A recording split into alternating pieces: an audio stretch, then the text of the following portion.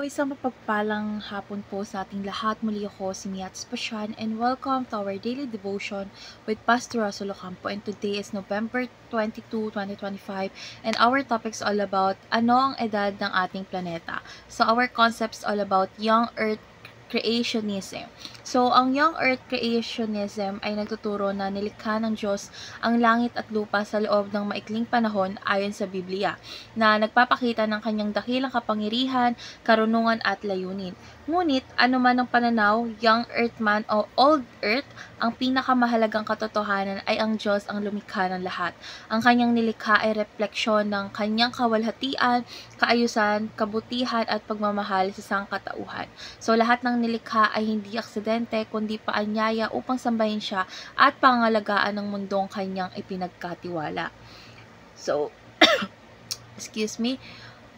So, dadako na tayo sa ating Bible reading. So, our Bible readings for today is all about Hebrews chapter 11 verse 3, ASND version. Sa pamamagitan ng pananampalataya, nauunawaan natin na ang sanlibutan ay nilikha ng Diyos ng salita ng Diyos. Kaya mula sa mga bagay na hindi nakikita ay ginawa ang mga bagay na nakikita.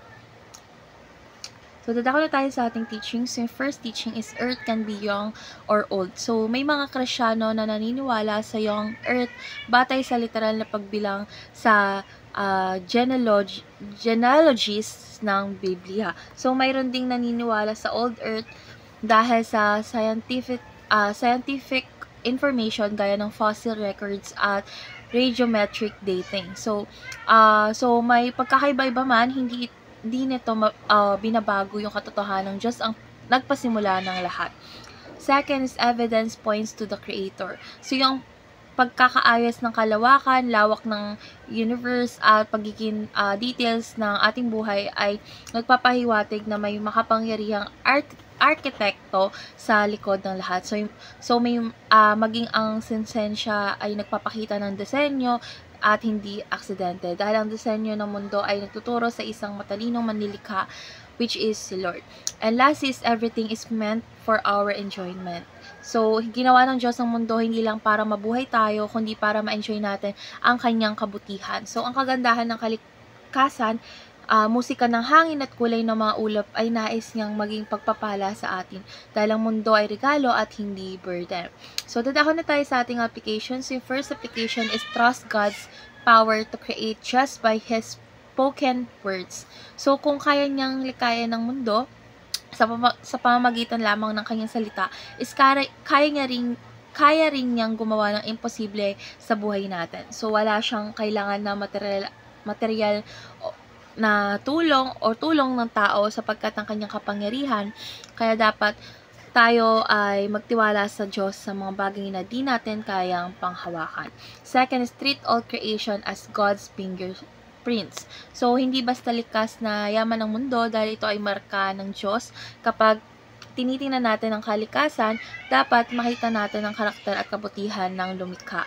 Dahil ang pagrespeto sa kalikasan ay isang paraan ng pagrespeto sa Diyos. And last is take care of our planet and its environment. So, kung ang mundo ay regalo ng Diyos, responsibilidad natin itong pangalagaan, dahil hindi natin dapat abusuhin ang likas na yaman, kundi gamitin ng may karunungan at pasalamat, dahil ang pangangalaga sa mundo ay pagsunod sa Diyos bilang kanyang katiwala. So dadako na tayo sa ating last part, which is our discussion. And our discussion talks about why is it important to believe that God brought the universe into existence by His spoken word. So, mahalagang paniwalaan natin na ang Diyos ang lumikha ng sanlibutan dahil sa pamagitan lamang ng kanyang salita, dahil ipinakita niya nito ang kanyang walang limitasyong kapangyarihan at pagiging Diyos. Kung kaya niyang lumikha mula sa wala, kaya niyang gumawa ng himala sa ating buhay kahit imposible sa mata ng tao. Dahil ang paniniwalang ito ay nagbabalik ng tamang pananaw na ang Diyos ang pinagmula ng lahat, tayo ay nilalang lamang at dapat tayong sumamba at magtiwala sa Kanya sa lahat ng bagay. So, natutunan ko sa devotion na ito ay na anuman ang edad ng mundo, mas mahalaga ang pakilala natin sa Diyos, which is ang pinagmula ng lahat ng nilikha, dahil ang mundo ay hindi aksidente kundi sadyang nilikha mula sa kapangyarihan ng salita ng Diyos.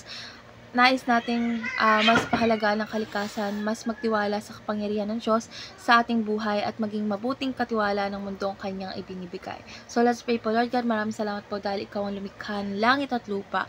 Lord God, salamat dahil sa iyong salita na nabuo ang lahat ng bagay kasama ang buhay namin. Lord God, turuan mo kami magtiwala sa iyong kapangyarihan, pahalagaan ng iyong nilikha at maging mabuting katiwala ng mundong ipinagkaloob mo sa amin. Jesus, we pray.